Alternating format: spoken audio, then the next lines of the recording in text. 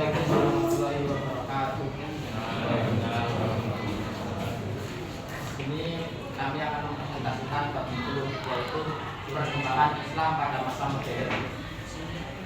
Yang pertama, tujuan pembelajaran. Dalam bab ini tujuan pembelajarannya adalah: 1.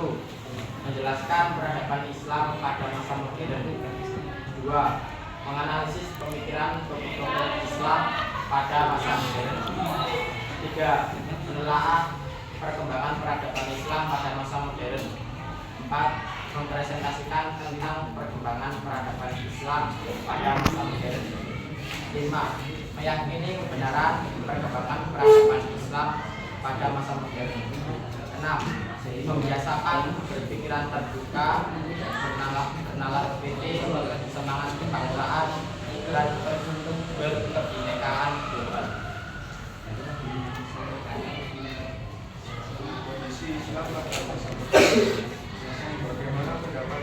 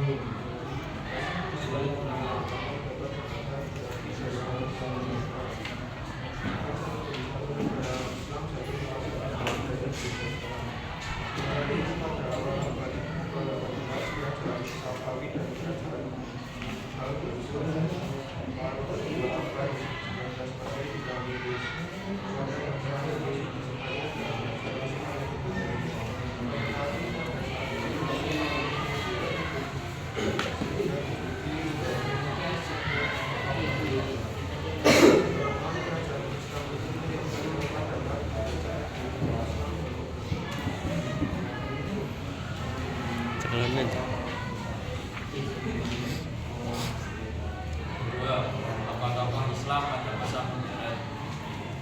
A.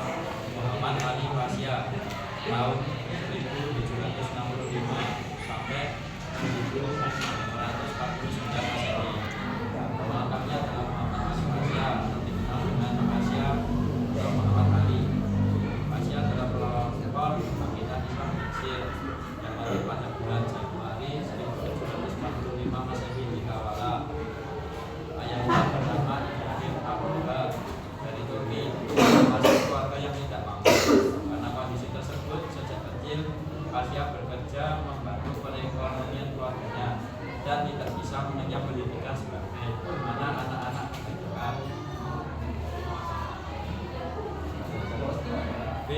Rifa'ah Idawi Rafi At-Tahtawi 1801 Masehi hingga 1873. Nama lengkapnya adalah Rifa'ah Idawi Rafi At-Tahtawi. Nama panggilannya adalah At-Tahtawi 16. At-Tahtawi telah menyelesaikan belajarnya di Universitas Al-Azhar Kairo. Setelah itu At-Tahtawi melanjutkan pendidikannya di Egyptian Army Mesir. Kemudian dia belajar selama 5 tahun di Perancis. Selama di Perancis, At-Tahtawi menerjemahkan 12 buku dari Arab.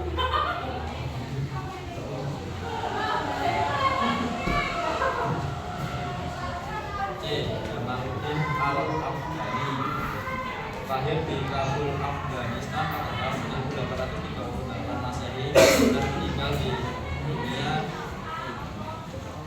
di Istanbul pada tahun 1890 Masehi. Jamaluddin adalah pemimpin pembaruan Islam yang sempat tinggal dan aktivitasnya berpindah-pindah dari satu negara ke negara yang lain.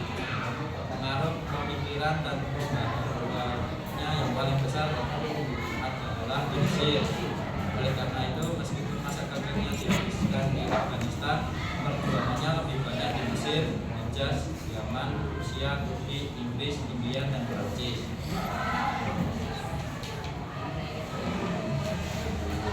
Tiga,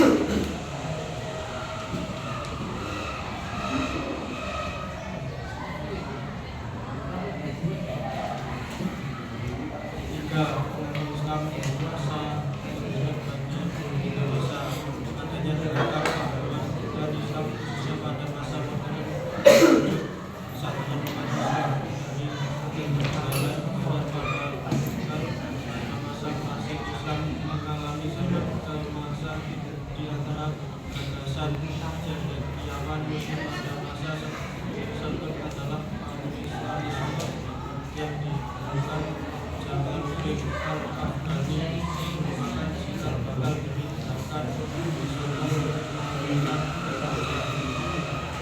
itu juga di Indonesia. Hal itu menjadi inspirasi agar di Indonesia dapat melepaskan dan menjajah setidaknya sejak dibukannya keputusan Inggris tahun 1969. Setiap tahun berbulan umat Islam Indonesia menunaikan ibadah haji. Pada saat itu umat Islam tidak hanya menunaikan ibadah haji tetapi juga belajar dengan ulama di Mekah seperti Haji Ahmad Dahlan, Haji Hasan Asnawi.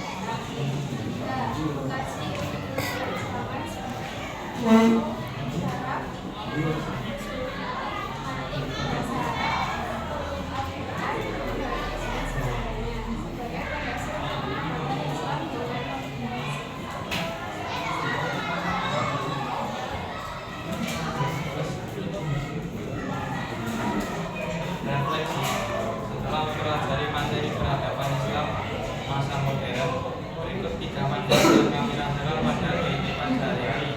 1. Mempunyai pemahaman yang lebih baik tentang budaya dan nilai-nilai pada materi peradaban Islam pada masa modern. 2. Inspirasi untuk menerapkan nilai-nilai positif. 3. Kesadaran sejarah dan kontribusi ilmiah. Kesimpulan, peradaban Islam modern menunjukkan adaptasi terhadap perubahan sosial budaya, mengintegrasikan nilai-nilai tradisional dengan zaman baru.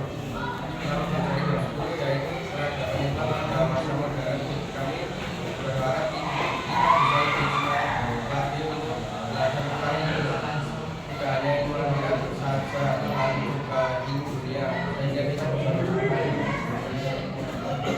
Terima kasih. Sekian sekilas dari kelompok kami. Apakah ada yang ditanyakan?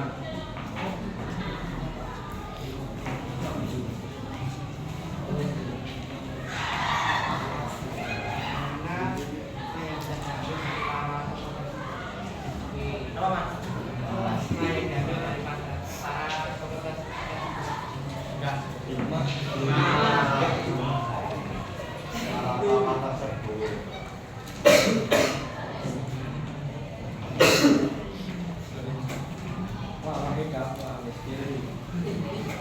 Apa yang dapat diambil adalah dalam menguasai ilmu itu harus dilandasi dengan agama yang kokoh yang akan mengantarkan kemajuan umat Islam di masa yang akan datang. Apa ada lagi? Sudah? Kalau situ tanya, siapa tokoh pembaharu yang dikenal dengan bapak pendiri negara Pakistan?